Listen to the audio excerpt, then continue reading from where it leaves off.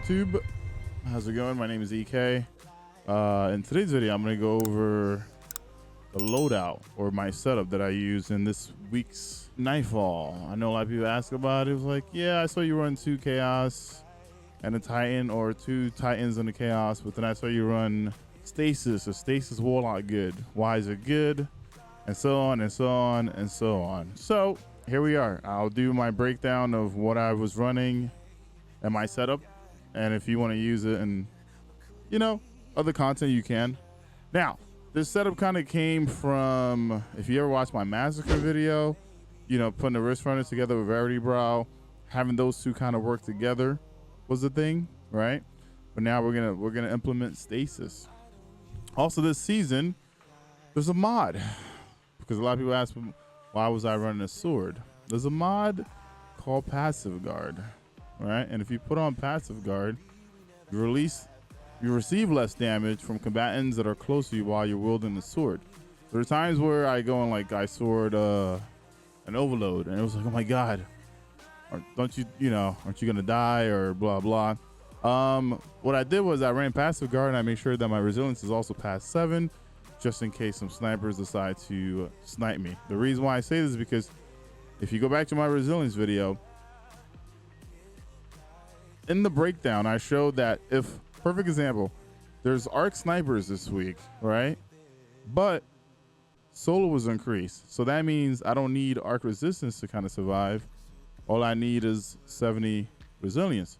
But here I'm running not only the arc resistance, I'm also running Riskrunner, and I have the 70 resilience because there's multiple targets kind of shooting you. You're going against fallen enemies. But the whole concept of this is it can work anywhere. All right. Now my build generally is around 100 recovery, 100 discipline. Why do I have it set up like this? I like my discipline because the higher discipline I have, the more I get to use my turrets. So if you see here, I'm running the Bleak Watcher. Basically, you press and you hold your grenade. It turns your grenade into a stasis turret, and it basically slows down projectiles. And the cool thing is, even doesn't matter what you're doing, whatever it scales up to, it will still freeze enemies, and it kind of allows you to kind of work around. Like perfect example, find a boss room. I placed the turret down during the last phase. All those exploded shanks that were coming in just got frozen the whole time, which allowed or gave me more time to work on the boss, right? So turrets are actually pretty fun things to have, and then the higher discipline you have, the more you can do with it. I'm also running the ice flare bolts. Basically shine a frozen target, spawn seekers that track and freeze other nearby targets, right? You put that together with cold snap. Why am I running a cold snap grenade, right? I'm running cold snap because the grenade freezes on impact, and then it sends another seeker to find and freeze targets, right? Most of the time, if you're going to run Dustfield, right, it just slows and freezes. Here, instead of running ice flare bolts, now I have the option of not running this. If you're running Dustfield, right, or even Glacier, sure, you can run it with this, right? But if I'm running this already, and the grenade basically it freezes on impact, and then it seeks another, I don't really need to have ice flare bolts on, right? Which basically allows me to use Frost Pulse. Basically, casting my Rift generates a shockwave that freezes nearby enemies. So my recovery being up also allows me to do that as well. Now we put that together with Whisperer Chains, which, like I said, I was going for 100 recovery and 100 discipline at least. So this kind of helps me hit that. Also, while you're near frozen targets or stasis crystal, you take reduced damage, right? You stack that together with, you know, the Passive Guard and things being frozen around you, you kind of move around a lot better. Whisper Hedrons, you gain a bonus to weapon damage after freezing a target with stasis. So that means all of your weapons get extra damage. You'll see like yellow numbers, which is really neat. And last but not least, I'm running Whisper Torment. I gain grenade energy every time I take damage. So do you see where all this is building up? So I'm basically making a world where I freeze things, I take less damage from around them, I have a sword on, I take less damage, but as I'm taking in damage, I get grenade energy. Another cool thing about getting grenade energy is that I'm also using Veritys Brow, right? So now we're gonna go into Veritys Brow. Veritys Brow, energy weapon kills boosts my grenade energy. This week, we're fighting fallen enemies, and there's a lot of, art coming in. So, Riskrunner is basically gonna be proc most of the time. Riskrunner chains around adds. I stack it up to 3.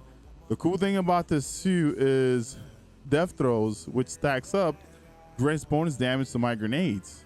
That means that my turret definitely gets to freeze faster and does more damage. And it also grants me grenade energy. So all of this is to make grenade energy. But last but not least, it is also giving your teammates, your allies, increased grenade region as well. So not only are you getting stuff, but your allies are also getting stuff. So it's pretty neat. Let's kind of put it into action. I do run Protective Light. I do run, Loosen Blade because I do have a sword on. It's a pretty nice setup. And as you can see this season, we also have anti-barrier sniper. So here's the thing. I can't run sniper and disruption blade. So what I do is with Riskrunner, I can still proc overload. Most SMGs aren't the greatest, but with Riskrunner, especially when you have Arc Conductor going, you can basically kind of shoot a bunch of enemies and it just ties up.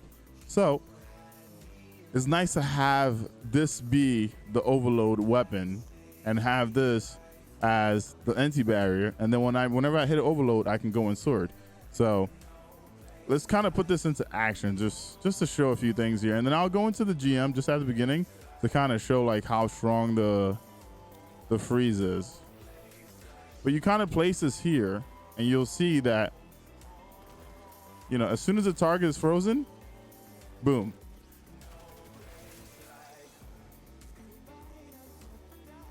It's actually pretty neat. Especially when it comes to ad clearing in the room. There were times where I can't really move much. I had to kind of like place the turret on the side, let it freeze, and then peek out, then work on the ads. Perfect example, the second room, after you're done with the war stat and the nightfall this week, you actually have to, you kind of got to watch out for, there's like 2 snipers and a bunch of like marauders coming in. So it's really nice to have turrets up, especially if you don't have 2 titans blocking with shields. You can basically get in the room, you place the turret on the left side, and then the turret basically kind of like helps you ad control. We ran it with 2 turrets on one of the runs, and it was just pretty neat. It was pretty fun. And like I said, if you want to make sure that you don't if you don't want to freeze with your rift, if you feel like you're not going to be using your rift a lot, you can basically just go here and use the ice flitter bolts, because then that means whenever you use your melee and it freezes and it breaks, it tracks the next thing, right? Whenever you freeze anything, whether it's your super, whatever it is, it's going to basically track onto the next thing and the next thing. And when things are frozen, you get to take less damage. I think this would have been really nice for Devil's Lair the first week. I just didn't really look into it that much.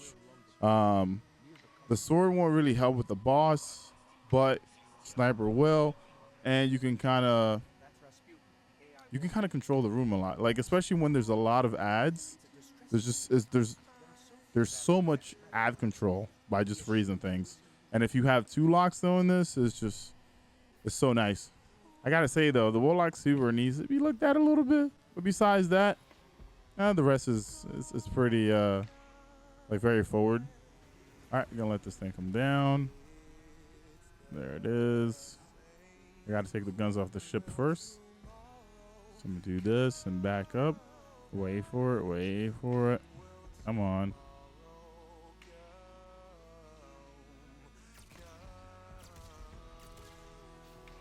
Oh my lord. Well, as you can see, the ship just fucked me up. That's actually crazy. Hello? Hello? Yeah. I'm recording a video, man. Yo, tell the ship not to shoot me like that. All right?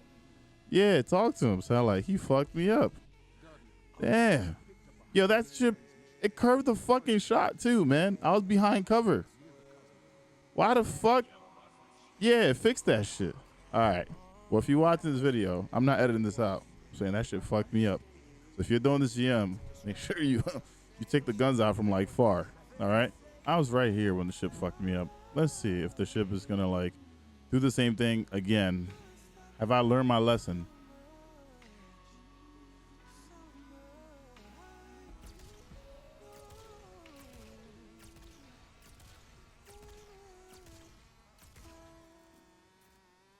Holy cow, ship.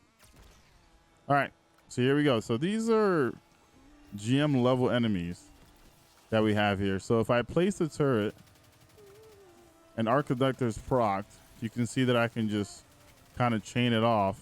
And if they come up to me, the whole time they're going to be frozen.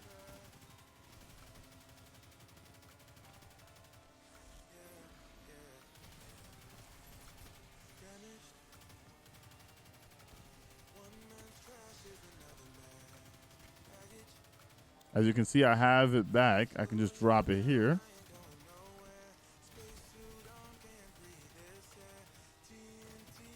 It's just pretty neat to have like, it's almost like a spawn trap as well. I can kind of just place it down and let it do its thing. And I almost have it back again. So then I'll basically have kind of two out. So Riskrunner kind of helps out here because all of that arc that's coming in,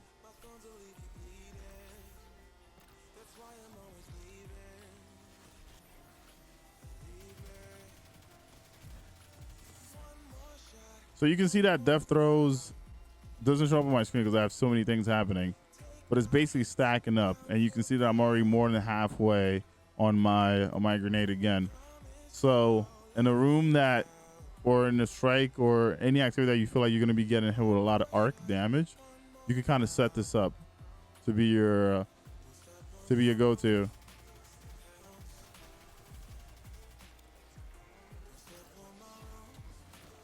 And there we are, Shotgunner. Hello.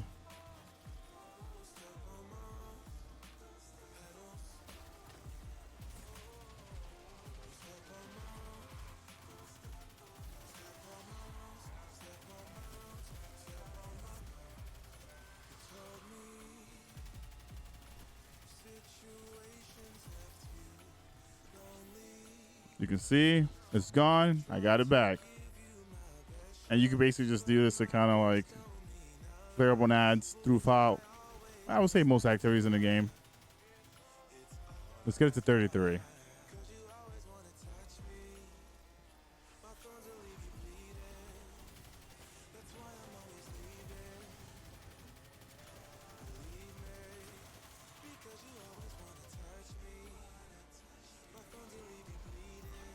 Oh, man. There we are. You have like your personal psychic. I feel like this is way better than Arc Souls.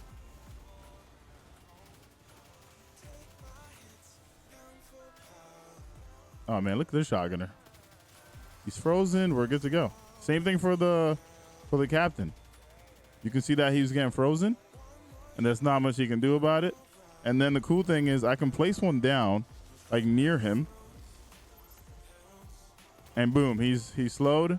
I take my time, use Riskrunner, proc, and then sword. And he's going to be frozen the whole time, so he can't even teleport.